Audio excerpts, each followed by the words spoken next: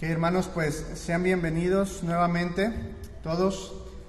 Como podrán notar, nos faltan algunos de nuestros hermanos, pero pues les mandan saludos, también dicen extrañarnos, así como nosotros les extrañamos a ellos. Y bueno, está nuestro pastor compartiendo la palabra. Le tocó a él exponer algunos temas allá en Tlatlauquitepec. Creo que no lo dije mal, pero están por allá, por eso no los ven aquí. Y bueno, tenemos el privilegio y la oportunidad de poder compartir el día de hoy la palabra del Señor. Pero no quisiera comenzar sin antes pedirle a nuestro buen Dios que nos dirija. Padre amado, te damos gracias por este tiempo.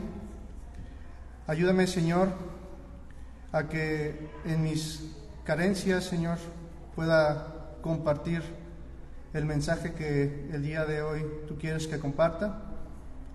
Dame esa facilidad de poder transmitir a mis hermanos la enseñanza que el día de hoy tú quieres que se lleven. Bendíceles, Señor, prepara sus corazones. Y también te rogamos por aquellos hermanos que nos ven a la distancia. Te rogamos también por nuestros hermanos que se encuentran en Puebla, Señor. Te rogamos que tú les traigas con bien. Te damos a ti la gloria, la honra, en el nombre de Cristo Jesús. Amén. Bueno, hace unas semanas, hermanos, veíamos en la escuela dominical, también tuve la oportunidad de poder compartir un poco de el panorama general de la carta a los filipenses. Y recordemos que la carta a los filipenses se encuentra dentro de las denominadas cartas de la prisión, que son 4 cartas: Filipenses, Colosenses, Efesios y Filemón. Bueno, ¿por qué las cartas de la prisión? Porque estas cartas, la mayoría de los eruditos concuerdan con que fueron escritas desde la prisión en Roma por allá del año 51. Ustedes recordarán que el apóstol Pablo está en una prisión preventiva. Está en una renta, en un cuarto, custodiado por algunos soldados romanos. Bueno, de estas 4 cartas, hoy vamos a estudiar una que es una carta muy personal, tan personal que va dirigida solamente a una sola persona, por eso es personal. Y yo quisiera, hermanos, que el día de hoy ustedes sientan que esa carta va dirigida hacia ustedes. Me refiero a la carta de Filemón. Bueno, ¿quién escribe esta carta? La escribe el apóstol Pablo, obvio está, ya lo habíamos visto anteriormente. El destinatario, Filemón. ¿Quién es Filemón? Bueno, en la carta no se nos dice mucho acerca de este personaje, pero podemos deducir por lo que se nos dice en algunos versículos que este hombre era un hombre pues de una buena posición económica, puesto que albergaba a la iglesia en su casa. También se nos dice que este hombre era conocido por hacer obras de amor para con sus hermanos. De hecho, se nos dice que este hombre confortaba el corazón de los hermanos. No se nos menciona si era un pastor o era un diácono, pero sin duda este hombre era muy amado por los hermanos de esta iglesia. Ahora, ¿quién es importante? Y por eso lo voy a mencionar. ¿Quién llevaba esta carta? Bueno, esta carta, junto con la de Colosenses, porque Filemón vivía en Colosas, una pequeña comunidad en la provincia asiática de Frigia, lo que hoy conocemos como Turquía. Esta carta la llevaban Tíquico y Filemón, y Onésimo. Onésimo es un hermano muy amado aquí en la iglesia, y mientras hacía este estudio me acordaba mucho de él. Pero bueno, Tíquico y Onésimo llevan esta carta. ¿A qué lugar? Ya lo mencionamos, la lleva a Colosas. Quisiera también mencionar que en esta carta, aparte de Filemón, aparecen 2 personajes principales, los cuales son Pablo y el otro es Onésimo. Ya mencionamos a Filemón y lo poco que la Escritura nos da a conocer acerca de este personaje. Pero también otro personaje muy importante es Onésimo. Y Onésimo es un esclavo, o era un esclavo de Filemón. Y ustedes, si ya leyeron esta carta, recordarán la historia un tanto emocionante que vive en este personaje junto a Filemón. Y es que Onésimo, siendo esclavo de Filemón, al parecer le roba algunas cosas y huye. Y en su huida deja vacío un lugar. Bueno, ¿qué pasa con este personaje? Este personaje, de manera providencial, llega a Roma. ¿Y por qué llega a Roma? Bueno, porque en Roma es tanta la cantidad de esclavos que Onésimo pasaría desapercibido. Nadie se iba a dar cuenta que un esclavo más había escapado o que había un esclavo más en Roma. Y es que en el mundo romano del siglo I, la esclavitud era una práctica muy cotidiana. Solamente las personas que tenían dinero, obviamente, podían adquirir un esclavo. Pero era tal la capacidad económica de estas personas que llegaban a tener tantos esclavos que ni siquiera podían contarlos o ni siquiera podían recordar cuántos esclavos tenían. Incluso en el pensamiento grecorromano del siglo I se tenía la idea que una persona no podía vivir sin un esclavo, puesto que quién iba a hacer las obras o los trabajos pesados, ¿no? Las demás personas que no estaban capacitadas físicamente para esto, pues se dedicaban a otras cosas, entre una de ellas en las cuestiones políticas. Bueno, a grandes rasgos, este es el contexto de la esclavitud que se vivía en aquellos tiempos. Otra cosa que podemos destacar de la esclavitud, puesto que Onésimo era un esclavo, es que los esclavos eran adquiridos de varias formas.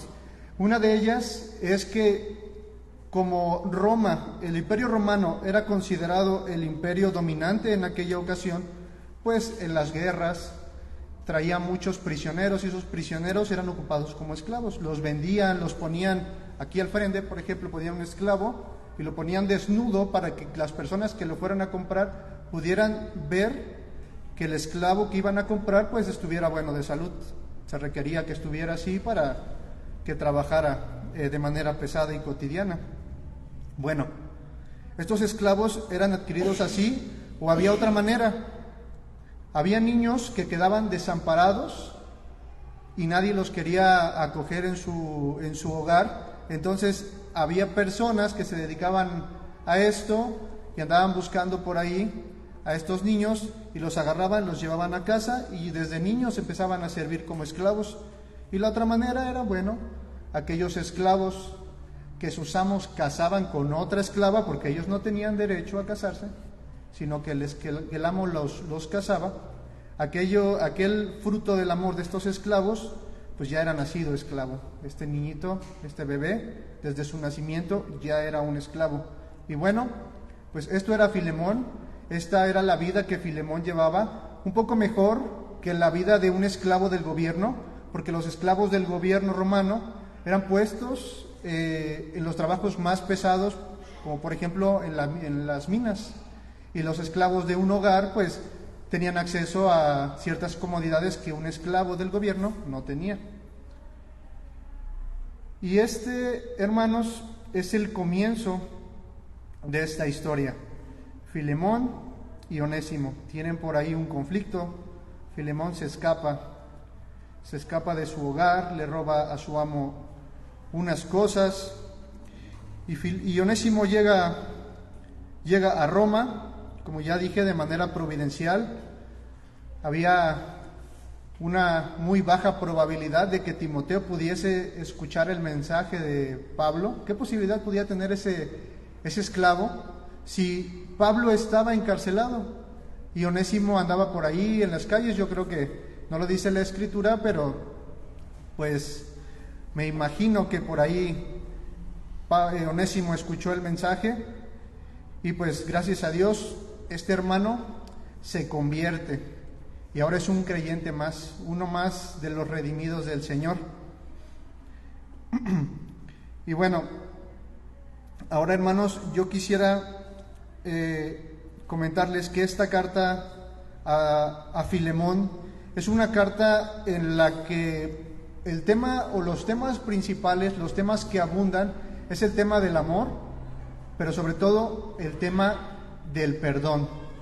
Y yo quisiera que en esta carta nosotros pudiéramos ver las implicaciones del perdón, pero en el ámbito cristiano, no en el ámbito secular, puesto que desgraciadamente el perdón en el ámbito cristiano es una carencia en nuestros días. Las personas, los hermanos en este caso, somos duros de cerviz, como dice la Escritura, somos duros de corazón y nos negamos a perdonar de la manera bíblica en la que las Escrituras nos dicen a nuestros hermanos. Y bueno, quisiera empezar leyendo el primer versículo, porque es una carta corta, tiene 25 versículos, solamente tiene un capítulo. Y dice así: Pablo, prisionero de Jesucristo, y el hermano Timoteo, al amado Filemón, colaborador nuestro, y a la amada hermana Apia y a Arquipo, nuestro compañero de milicia, y a la iglesia que está en tu casa. Gracia y paz a vosotros, de Dios nuestro Padre y del Señor Jesucristo. Doy gracias a mi Dios, haciendo siempre memoria de ti en mis oraciones, porque oigo del amor y de la fe que tienes hacia el Señor Jesús y para con todos los santos, para que la participación de tu fe sea eficaz en el conocimiento de todo el bien que está en vosotros por Cristo Jesús. Pues tenemos gran gozo y consolación en tu amor, porque por ti, oh hermano, han sido confortados los corazones de los santos. Y aquí, hermanos, en el versículo 8, es que empieza la parte medular de esta enseñanza.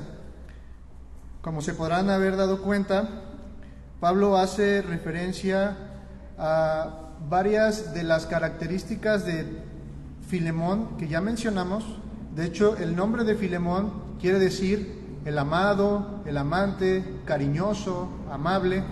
Entonces, en esta carta vamos a encontrar que en ocasiones Pablo hace por ahí un juego de palabras interesante que a lo mejor no podemos percibir porque no sabemos leer griego, pero el juego de palabras está ahí.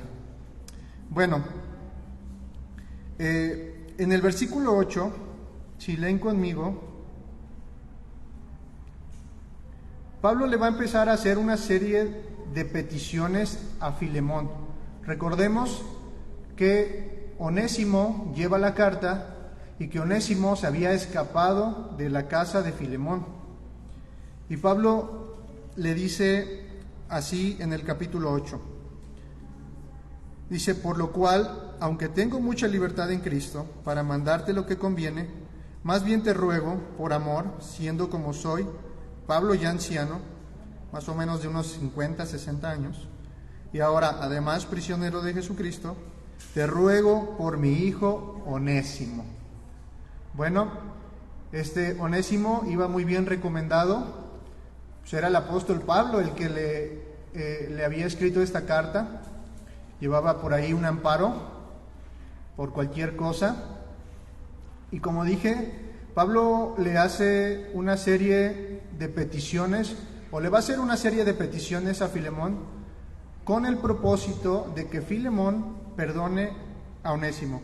Y vemos cómo Pablo comienza a preparar el terreno desde el versículo 7. Y es que Pablo es como si empezara a suavizar las cosas. A ver, Filemón, mira, yo conozco tus obras, yo sé que tú has sido muy amable, has confortado los corazones de los hermanos, los albergas en tu casa, en fin, eres un ejemplo de lo que un creyente verdadero debe ser.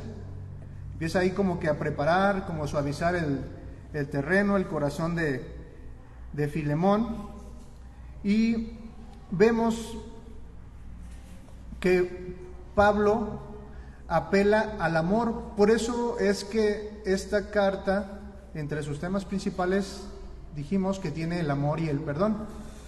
Pablo apela al amor de Filemón para poder cumplir esta ordenanza, o más que ordenanza, un deber. Por eso es que el título de esta enseñanza, plática o sermón es el deber de perdonar. Y Pablo pudo haber hecho de su autoridad, puesto que era el apóstol Pablo. Y recordemos que los apóstoles en ese entonces tenían la autoridad para mandar como lo hacía nuestro Señor Jesucristo, puesto que las palabras que ellos decían eran palabras que provenían de Dios. Pablo le dice a los corintios que los que leían esas palabras reconocieran que lo que les había dicho o les estaba diciendo provenía de Dios. Y bueno, Pablo pudo haber utilizado su autoridad apostólica, pero no lo hizo, sino que apeló al amor de Filemón. Ahora, si vamos más abajo, en los versículos 15 y 16, podemos ver cómo cómo Pablo empieza con esta serie de peticiones.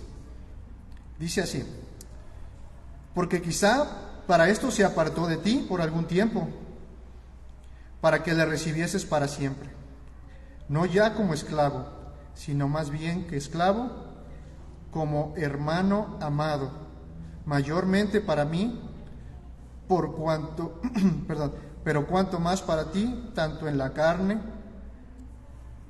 como en el Señor. Y recordemos, hermanos, que Onésimo, como esclavo, había servido a Filemón. Es muy probable que por mucho tiempo, y un esclavo que ha servido a su amo por mucho tiempo, pues era considerado ya como parte de la familia. Pero aún así seguía estando en una condición de esclavo.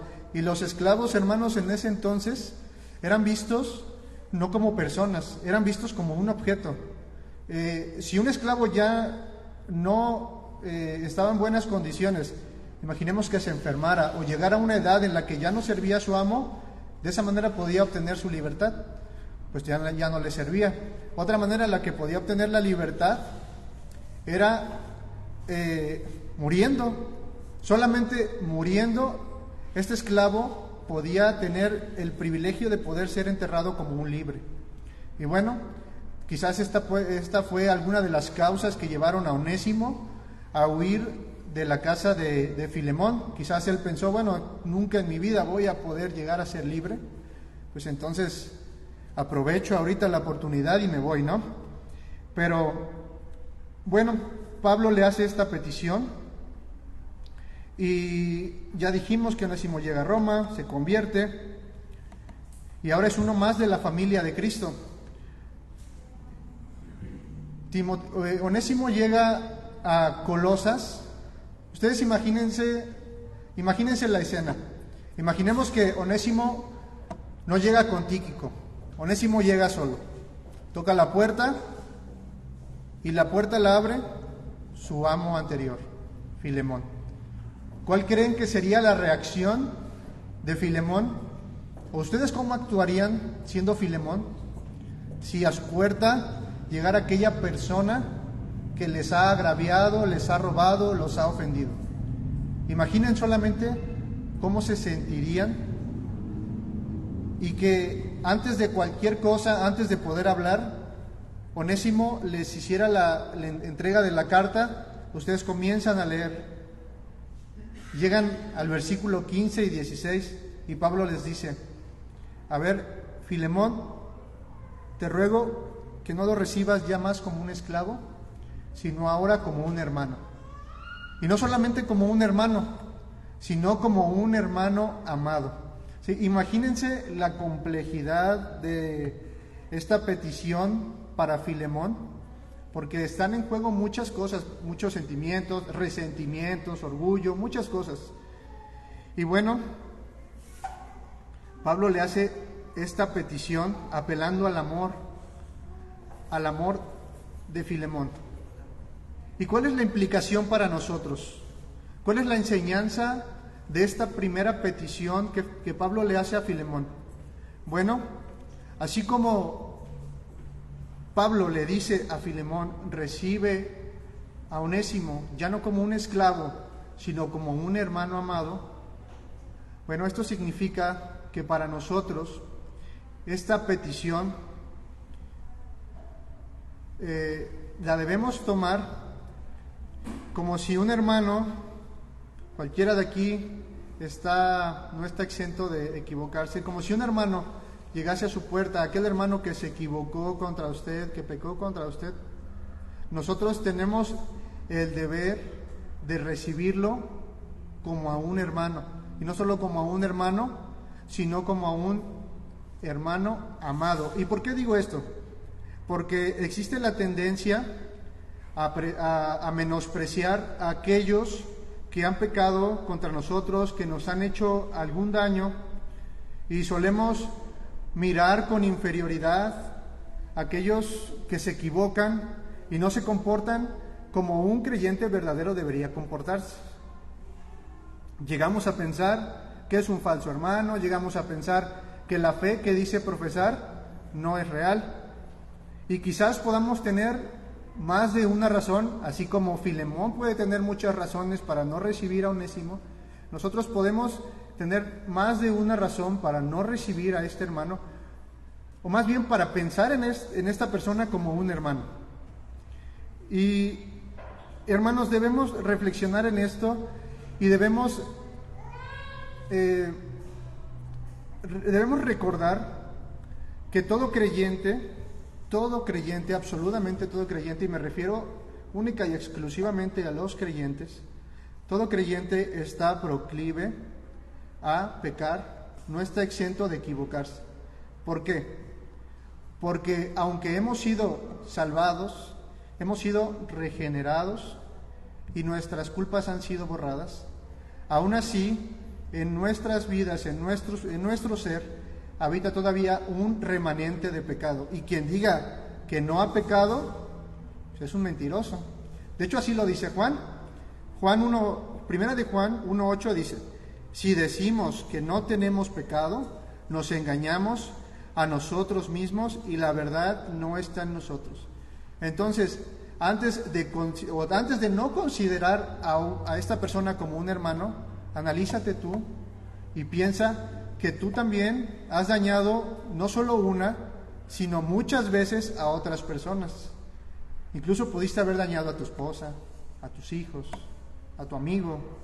Entonces, hermanos, no estamos exentos de poder dañar a alguien. Ahora, ¿qué pasa si esta persona se acerca, y esta persona, un hermano, un verdadero creyente, se acerca a ti? ¿Cómo debes pensar acerca de él?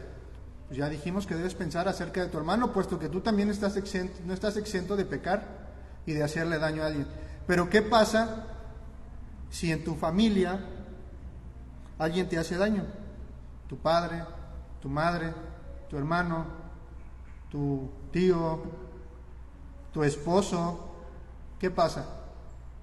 Pues, hermano, aquel miembro de tu familia, si es creyente, está en la misma condición que tú, es tu hermano, y debes pensar acerca de él como eso, como un hermano amado, como un hermano que también se equivoca como tú, como un hermano amado que también puede llegar a dañar a otras personas, como un pecador más redimido por Cristo.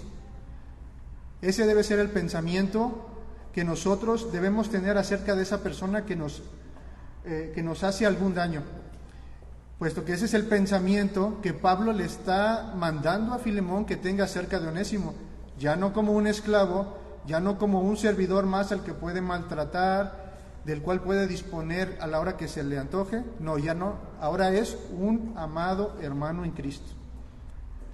Y bueno, tenemos ejemplo de esto en la Escritura, y el mejor ejemplo que podemos tener acerca de esto nos lo brinda nuestro Señor Jesucristo. Ustedes recordarán allá en Mateo 26, a lo mejor no lo leamos todo, pero igual si lo pueden proyectar en la pantalla. Mateo 26, del versículo 30 al 35, se nos narra la historia conocida de la negación de Pedro. Y ustedes recordarán, hermanos, que Pedro era un hermano con un carácter fuerte, un hermano impulsivo, Un hermano que apenas le estabas terminando de decir algo y él luego saltaba. A ver, no, pues voy a morir. El Señor decía que iba a morir. No, ¿cómo? Espérate, Señor. O sea, en ninguna manera esto te acontezca. O recordaremos cómo en esta historia el Señor, antes de su crucifixión, va a ser apresado. Y Pedrito, con lo impulsivo que era, pues quería defender al Señor, ¿no? Y el Señor le dice: Pedro, o sea, pues tranquilo, tú me vas a negar, o sea, calma tus ansias, ¿no? Me vas a negar 3 veces. No, ¿cómo crees, Señor? No. Y los demás discípulos le siguieron el juego, ¿no? Y bueno, en el pasaje se nos narra cómo nuestro Señor es aprendido y todos los discípulos se dispersan, puesto que esto estaba profetizado: golpearé al pastor y las ovejas se esparcirán. Y así fue. Las palabras de nuestro Señor se cumplieron. Y bueno, va Pedro de noche. Está nuestro Señor está en un juicio, siendo enjuiciado. Y por ahí una persona lo ve y le dice: oye, ¿tú andabas con ellos? No, la primera negación. Otra persona más lo ve y lo identifica por su habla, ¿no? Como un Galileo. Oye, pero pues tu tonito se escucha como de los Galileos. No, o sea, tú andabas con Cristo. No. Lo vuelve a negar la segunda vez. Y bueno, lo niega la tercera vez, canta el gallo, y las palabras de nuestro Señor Jesucristo le pasan por la mente. Y esto también nos hace recordar, hermanos, que cuántas veces leemos la Escritura, y lean la Escritura, cuántas veces leemos la Escritura y la Escritura nos dice que no hagamos algo y vamos y lo hacemos. Y ya cuando lo hicimos y vemos las consecuencias, pasan por nuestra mente aquellas palabras que nos decían que no hiciéramos aquello, ¿no? Pero bueno, Pedro lloró amargamente y pudiéramos pensar, hermanos, y no fue así y no es así, que nuestro Señor hubiese tenido todas las razones para negar la fe de este hermano, la fe de Pedro, ¿no? Porque imaginen o piensen por un momento ustedes, si aquí nosotros, hermanos, a veces nos ofendemos porque no nos saluda algún hermano, o porque no me hablaron cuando estaba enfermo. O sea, imagínense a Pedro, que negó al Señor mismo. O sea, no, pues este brother no era un hermano, negó a su Señor. Definitivamente no era su hermano. Pero vemos el ejemplo que nos da nuestro Señor después de la resurrección. No se nos narra en este evangelio, en el evangelio de Mateo, sino que se nos narra en el evangelio de Juan, que el Señor, después de resucitar, busca a los discípulos. Y eso lo encontramos en Juan, en el capítulo 15, los versículos 21 al 29, y se nos dice que el Señor está aparte con Pedro, ya está con Pedro, y le dice: Pedro, ¿me amas? Le pregunta tantas veces que Pedro le dice: oye, Señor, pero pues, ¿por qué me preguntas esto, no? Y al final el Señor le da la orden de apacentar sus ovejas. Ahora, ¿qué implica esto? Si el Señor no hubiese considerado a Pedro como un hermano, ¿ustedes creen que le hubiera dado esta encomienda? La respuesta es que no. La respuesta es que si no es un hermano, si no es un creyente maduro, pues entonces no puedo encomendarte tal cosa. O sea, porque apacentar las ovejas del Señor no es cualquier cosa. Entonces vemos que de manera implícita el Señor está considerando a Pedro como un hermano. Y esta es la enseñanza, o es el ejemplo supremo que podemos ver acerca en este punto. Entonces, hermanos, si alguien los ofende, si alguien los agravia, aún de manera económica, que espero que no consideren a esta persona como un falso, como un impío, sino considérenlo como un hermano que también se equivoca, que también puede dañarlos. Ahora, Pablo le sigue haciendo otra petición en el versículo 17. Dijimos en el primer punto, por así decirlo, que la persona que nos ha ofendido sigue siendo aún nuestro hermano. Debemos pensar de él como si fuera aún nuestro hermano, porque es nuestro hermano. Ahora, en el versículo 17, que dice así, de la carta a Filemón: así que si me tienes por compañero, recíbele como a mí mismo. Bueno, la segunda implicación para nosotros es no solo que pensemos de esta persona como un hermano, sino que le recibamos como un hermano. Y es que, como ya mencionamos, Onésimo se había escapado y ahora estaba frente a su amo. Y me gusta imaginar, como ya lo hicimos, esa escena donde está frente a él, sin cruzar palabras. ¿Qué sentimientos habrán pasado por el corazón de Filemón, por el corazón de Onésimo? Y tomemos en cuenta que este Onésimo era un esclavo fugitivo, y como esclavo fugitivo, Pablo no podía tenerlo, porque aquel que albergara a un esclavo fugitivo, pues también era un reo de muerte, era causa de juicio. Entonces, Pablo, aunque no quería enviarlo, puesto que Onésimo había llegado a ser un hermano muy útil, y de hecho, el nombre de Onésimo, eso significa útil, provechoso. En otro tiempo nos fue inútil, dice Pablo, pero ahora a ti y a mí nos es útil. Hay otro juego de palabras que no podemos percibir, pero es como si estuviera diciendo, en otro tiempo no nos fue Onésimo, pero ahora a ti y a mí nos es Onésimo, nos es provechoso, nos es útil. Es un hermano ahora que en Cristo es muy valioso, un hermano que le gusta servir, un hermano que le gusta apoyar, un hermano que ministra las necesidades de los demás. Pero bueno, Onésimo estaba a la puerta. ¿Qué debía hacer Filemón? ¿Recibirlo? Pues las leyes romanas decían que no. Las leyes decían que si un esclavo fugitivo era encontrado, tenía solamente dos opciones. Una era el castigo y otra era la muerte. ¿Con qué propósito? Bueno, las personas como Filemón, que eran adineradas, tenían muchos esclavos, y el amo no podía quedar mal delante de los esclavos, así que había que darle una lección a aquel fugitivo. Entonces, o estaba castigarlo a latigazos, o era matarlo, para que aprendieran a no desobedecer y aprendieran las consecuencias de fugarse de la casa de su amo.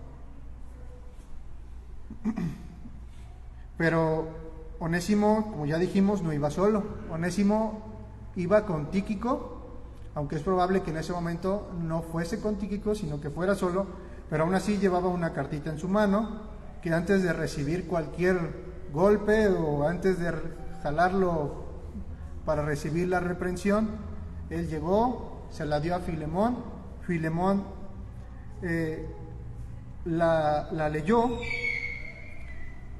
Y bueno, llega a esta parte, al versículo 17, y le dice no solamente que lo considere como un hermano, sino que ahora lo reciba, que lo reciba. Ustedes piensen también ahora como Filemón. Ustedes son Filemón. ¿Qué está en juego aquí? Está en juego su autoridad y está en juego el prestigio que tienen delante de los demás esclavos. Ahora, ¿qué hay de nosotros? ¿Cómo aplica esto?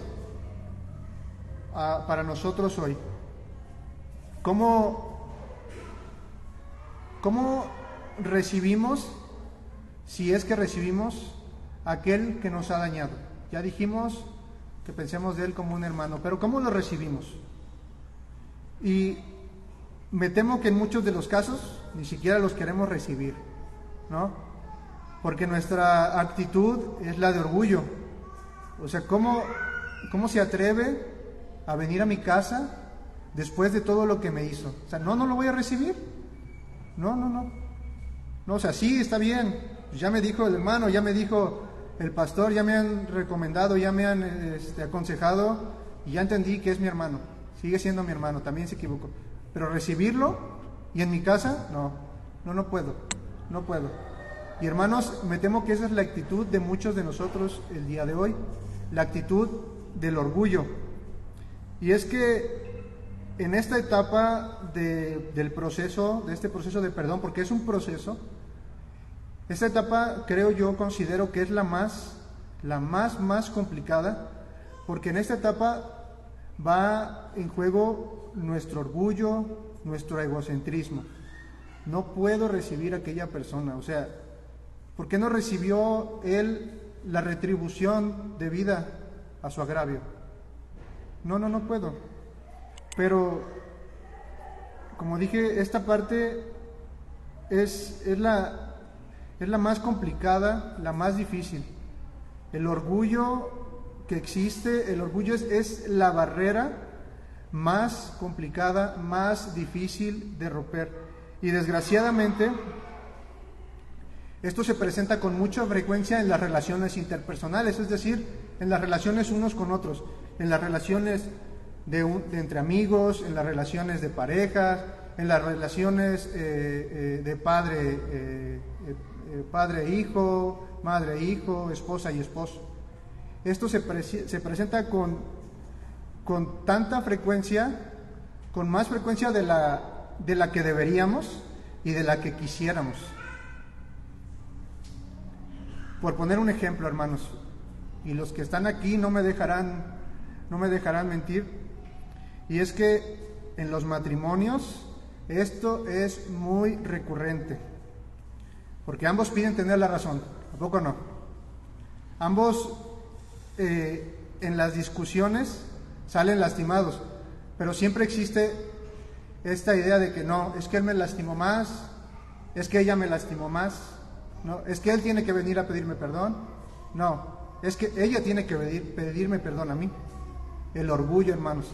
El orgullo existe también entre las relaciones de amistad, y es parecido a lo que existe en el matrimonio. Absolutamente nadie quiere ceder. No, es que tú me dijiste esto, ¿no? Es que no me saludaste en la iglesia. No, es que te pedí un favor y no pudiste hacérmelo, ¿no? Y no se hablan, no se dirigen la palabra, no se saludan. ¿Por qué? Porque ambos están esperando que el otro les pida perdón. Uno está esperando que fulanito le pida perdón y el otro está esperando que menganito le pida perdón. Y nunca va a suceder porque está esta barrera de por medio, la barrera del orgullo. Y desgraciadamente, esta barrera del orgullo ha sido la causante de la destrucción no solamente de matrimonios, que es muy común, hermanos, y de verdad, a los que estamos casados, es un llamado de atención. Deja de ser orgulloso, dejemos de ser orgullosos, aprendamos a ceder y aprendamos a acercarnos y pedir perdón. Pero no solamente ha destruido matrimonios, sino también ha destruido amistades. Desgraciadamente esto se da en el ámbito cristiano. Y como consecuencia, hermanos, y aún más doloroso, es que la barrera del orgullo o el orgullo ha sido causa de división y de destrucción en iglesias. Muchos de nosotros podemos dar fe de esto. El orgullo es la causa de destrucción de muchas iglesias, ¿no? Porque no estamos de acuerdo en esto, no nos gusta cómo toca, no nos gusta lo que se nos dice, no nos gusta cómo hacen el café, ¿no? Esto ya es exagerado, pero bueno, el orgullo está ahí, ¿no? El orgullo es destructivo. De hecho, hermanos, el orgullo es el pecado de Satanás.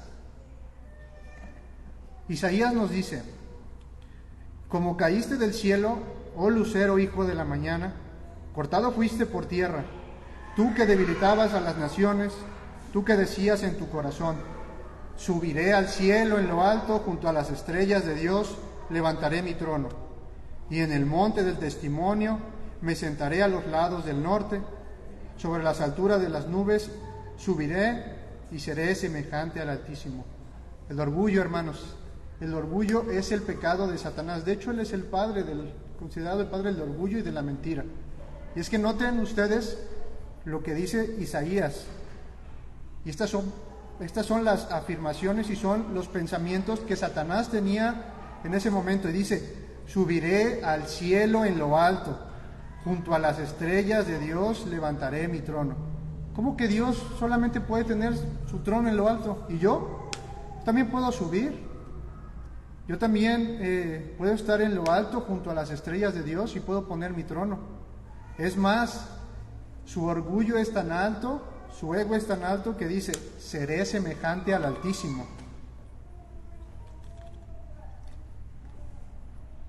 Ezequiel dice, 28, 15 y 16, acerca de Satanás. Perfecto eras en todos tus caminos desde el día que fuiste creado hasta que se halló en ti maldad. A causa de la multitud de tus contrataciones fuiste lleno de iniquidad y pecaste, por lo que yo te eché del monte de Dios y te arrojé de entre las piedras del fuego, oh querubín protector. ¿Cuál fue la causa del orgullo de Satanás? Bueno, pues que era un ser muy hermoso, que era un ser al cual las personas, bueno, más bien los ángeles, se acercaban mucho. Por eso dice que se halló en él maldad a causa de la multitud de sus contrataciones.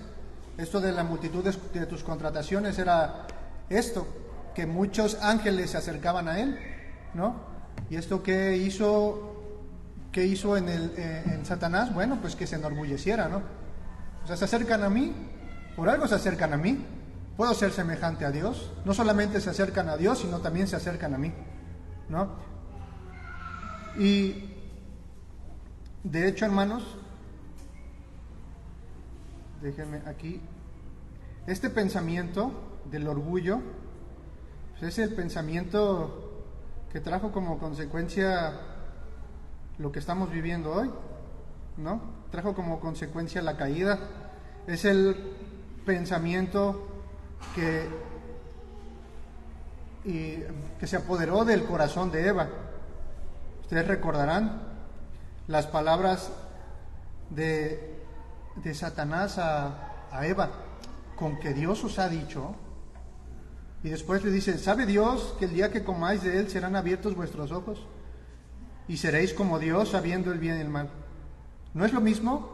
O sea, con que Dios ha dicho, a ver, espérate, ¿te dijo Dios que no hiciera de esto? No, o sea, pone en entredicho las palabras que Dios mismo ya les ha dicho a Adán y a Eva. Y después, por si fuera poco, la contamina con esta misma idea, seréis como Dios. Y el orgullo, hermanos, sigue siendo el pecado, la barrera más difícil de romper en estas relaciones interpersonales. Escucha lo que dice Santiago. Dice, pero si tenéis celos amargos y contención en vuestro corazón, no os jactéis ni mintáis contra la verdad, porque esta sabiduría no es la que desciende de lo alto, sino terrenal, animal, diabólica. La jactancia y la mentira son de origen diabólico. El orgullo, hermanos, es de origen diabólico. Y hermanos, el creyente no está llamado a seguir el ejemplo de Satanás, como lo hizo Eva. Eva llenó su corazón y siguió sus palabras. El creyente está llamado a seguir el ejemplo de su maestro, puesto que para esto vino el Hijo del Hombre. Juan dice, para esto apareció el Hijo de Dios, para deshacer las obras del diablo. Y el Señor no nos ha dejado desprovistos. Tenemos a la mano la herramienta, la espada, mediante la cual podemos pelear esta batalla contra el orgullo. Y por medio de la Escritura el Señor nos muestra el camino para contrarrestar el orgullo, esta obra de origen diabólico. No vayan ahí, pero por ejemplo, Efesios 4, 31 y 32. Quizás lo proyecten en la pantalla. Nos dice: quítense de vosotros toda amargura, enojo, ira, gritería y maledicencia y toda malicia. Antes, sed benignos unos con otros, misericordiosos, perdonándoos unos a otros, como Dios también os perdonó a vosotros en Cristo. Ahí está una herramienta. Otra, Filipenses: nada hagáis por contienda o por vanagloria, antes bien con humildad, estimando cada uno a los demás como superiores a él mismo, no mirando cada uno por lo suyo propio, sino cada cual también por lo de los otros. Hermanos, la palabra nos invita a despojarnos de todo orgullo. Esta es una acción voluntaria. Esto no sucede por arte de magia. No es que simplemente tú te levantas un día y decides recibir a un hermano, o decides quitar el orgullo. Esto no sucede así por arte de magia o por ósmosis. Por tener tu Biblia abierta en tu casa no vas a recibir la revelación. Tienes que ir de manera voluntaria a las Escrituras y someterte a lo que dicen las Escrituras. Y las Escrituras nos siguen invitando a seguir el ejemplo de nuestro Maestro, porque Filipenses más adelante nos dice cuál es el ejemplo de nuestro Maestro. Dice que el cual, nos dice antes: haya pues en vosotros este mismo sentir que hubo en ¿quién? Que hubo en Cristo Jesús, el cual, siendo en forma de Dios, no estimó el ser igual a Dios como a cosa que aferrarse, sino que se despojó a sí mismo, tomando forma de siervo, hecho semejante a los hombres. La humildad, hermanos, esa es el arma que contrarresta el orgullo. Pero, como les dije, no sucede por arte de magia. Esto sucede en el creyente por someterse a la voluntad del Señor, por someterse a la voluntad del Espíritu. Andemos en el Espíritu como recordatorio, ¿no? Seamos llenos del Espíritu. Bueno, esta es la segunda petición que Pablo le hace a Filemón. La primera es que lo considere ya como un hermano. Considéralo como un hermano, ya no como un esclavo. La segunda petición es: recíbele. Quita esa barrera del orgullo que no te permite ver más allá y recíbele como a un hermano, y no solamente como un hermano, sino como a un hermano amado. Pero ahora, un versículo más abajo de la carta a Filemón, en el versículo 18,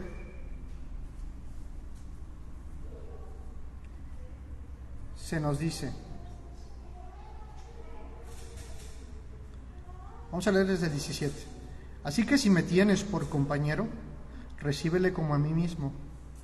Y el 18: y si en algo te dañó o te debe, ponlo a mi cuenta. Hermanos, la huida de Onésimo no solo representaba la pérdida de un bien material, porque ya mencioné que un esclavo no era considerado una persona, sino un ser inferior, una posesión, una cosa. Solamente eso era considerado. Bueno, para Filemón, el hecho de que Onésimo se hubiese ido, hubiese escapado, representaba una pérdida de un bien material. Y no solamente eso, sino que la carta a Filemón nos dice o nos da a entender que Filemón se robó por ahí algunas cosas también. Entonces también representaba una pérdida económica.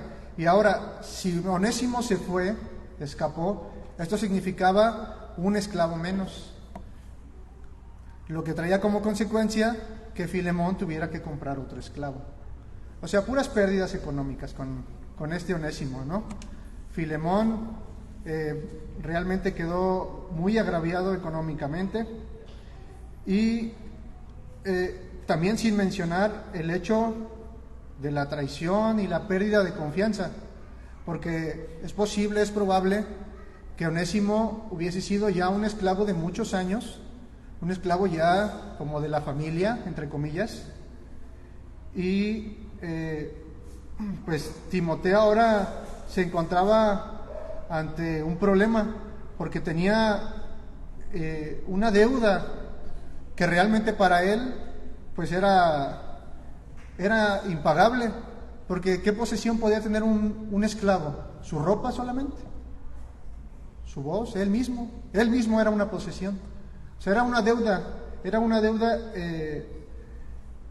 impagable para Onésimo. Y aquí, hermanos, también debemos reconocer otra cosa, así como entre paréntesis, debemos reconocer el valor de Onésimo, porque ya dijimos que lo que le esperaba a Onésimo era la muerte simplemente, ¿no? Pero esto también nos muestra a nosotros, hermanos, que si hemos dañado a alguien, que si hemos agraviado a alguien, debemos tener el valor de presentarnos ante el hermano para procurar su perdón, así sea el hermano más enojón de la iglesia, así sea el pastor, o sea, cualquier hermano. Tenemos la obligación de acercarnos a él, ir a su casa y pedirle perdón, ¿no? Esto es lo que nos enseña Onésimo, y si algo resaltamos de Onésimo, aparte de su utilidad y su servicio, es el valor que tuvo para poder asistir a la casa de Filemón. Pero lo que Pablo le está diciendo en pocas palabras es: Filemón, olvida todo daño moral y económico que Onésimo te pudo haber causado. Y hermanos, en eso consiste el perdón. Y esta sería la tercera implicación para nosotros. No solo que le consideremos hermano, no solo que le recibamos como un hermano amado, sino que también le perdonemos, ¿no? Imagínense a Filemón, o sea, ya está bien, ya es un hermano. Ahora me pides que lo reciba, está bien, ya está frente a mí, estoy leyendo la carta, pero pues se fue sin pagar, me dejó casi en la quiebra y ahora tuve que comprar otro esclavo y pues él me tiene que pagar. O sea, imagínense a Filemón. La carta no nos dice eso, pero imagínense ustedes, pónganse en lugar de Filemón. Ya lo recibimos, ya lo consideramos hermano, pero ahora tenemos que perdonar todo lo que Filemón nos ha hecho. Y en esto consiste el perdón, hermanos, en olvidar, en perdonar el daño moral o económico que nos haya hecho algún hermano. Y de hecho me gustaría, hermanos, que pudiéramos definir el perdón, pero no el perdón a la manera del mundo, sino el perdón del cual nos hablan las Escrituras. Y para ello vamos a leer algunos pasajes y al final trataré de dar una definición de lo que es el perdón bíblico, una pequeña definición. Leamos, por ejemplo, Segunda de Crónicas 7:14. Si lo tienen en la pantalla, es un versículo muy conocido y dice así: si se humillare mi pueblo, sobre el cual mi nombre es invocado, y oraren y buscaren mi rostro y se convirtieren de sus malos caminos, entonces yo iré desde los cielos y os perdonaré sus pecados y sanaré su tierra. Aquí pongamos la lupa en la palabra perdón, aquí se conjuga como perdonaré. Y esta palabra, que se traduce al español como perdonaré, es la palabra hebrea salah, y significa eliminar la culpa asociada a un pecado. Y es como si usted o yo estuviéramos escribiendo algún mensaje de texto y de pronto escribiéramos algo que no debíamos escribir y no lo queremos enviar. ¿Qué hacemos? Lo borramos, simplemente eliminamos, o si tenemos alguna falta de ortografía, simplemente borramos. Pues esta es la idea que esta palabra nos transmite. Simplemente elimina, como quien dice por ahí, borrón y cuenta nueva, ¿no? Esta es la palabra que nos va a servir para poder realizar nuestra definición acerca de lo que significa perdonar de manera bíblica. Otro texto más, Isaías 43:25. Dice así: yo, el que habla es el Señor. Yo, sí, yo solo, borraré tus pecados por amor a mí mismo y nunca volveré a pensar en ellos. Noten el énfasis de la última frase. Nunca volveré a pensar en ellos. Es decir, nunca me volveré a acordar de ellos. Y ahora un último texto. Romanos 5:10, muy conocido también. Dice: porque si siendo enemigos fuimos reconciliados con Dios por la muerte de su Hijo, mucho más, estando reconciliados, seremos salvos por su vida. Bueno, ¿en qué radica la importancia de este texto para el significado del perdón bíblico? Bueno, pongan su vista en la palabra reconciliación, y se usa la palabra griega catalazo, cuyo significado en el texto de Pablo, de Romanos 5:10, quiere decir cambiar la enemistad por la amistad. Antes nosotros estábamos enemistados con Dios y ahora cambiamos a una amistad por Dios. Esa es la palabra catalazo.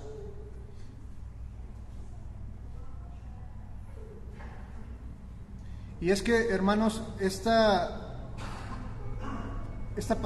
palabra es muy importante en la definición, porque en el proceso del perdón no solamente debemos considerar al hermano como un hermano, no solamente debemos recibirlo y no solamente debemos perdonarlo, sino que esta palabra reconciliación ocupa un lugar muy importante en el proceso.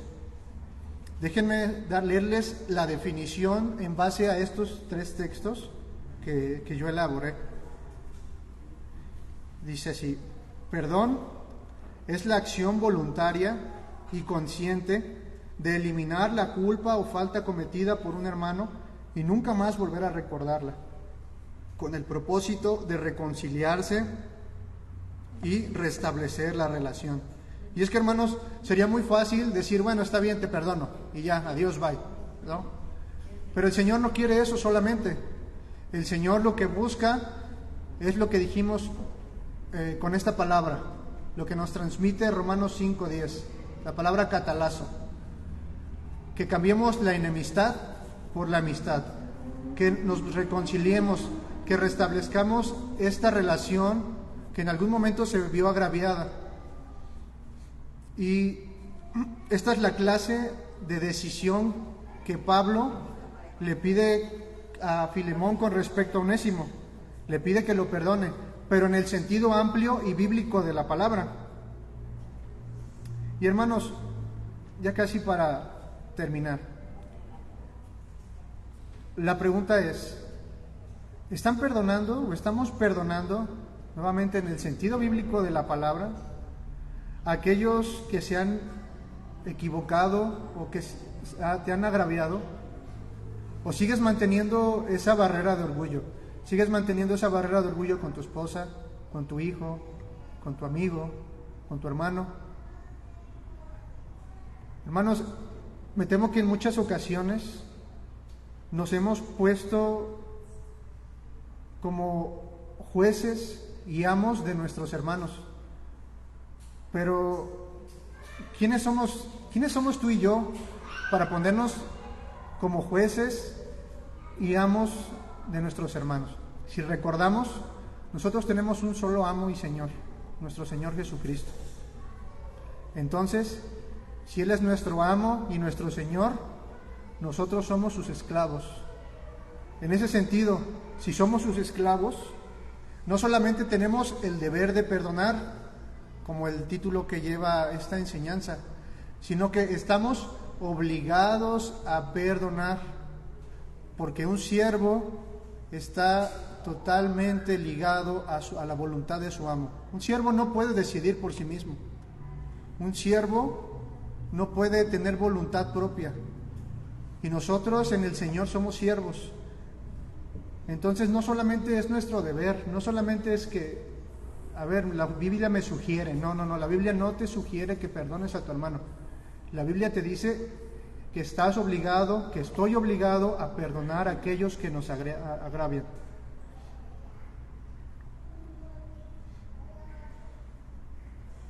O también podemos adoptar esa actitud que adoptó ese siervo malvado, lo recuerdan en Mateo 18, el cual tenía una deuda también impagable y fue y le rogó a su señor que le perdonara esa deuda. Ya se llevaba a su esposa y a sus hijos para que pudiera pagar, y le pidió que le perdonara esa deuda.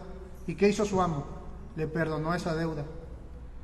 Pero él se acordó que un consiervo suyo tenía una deuda también con él.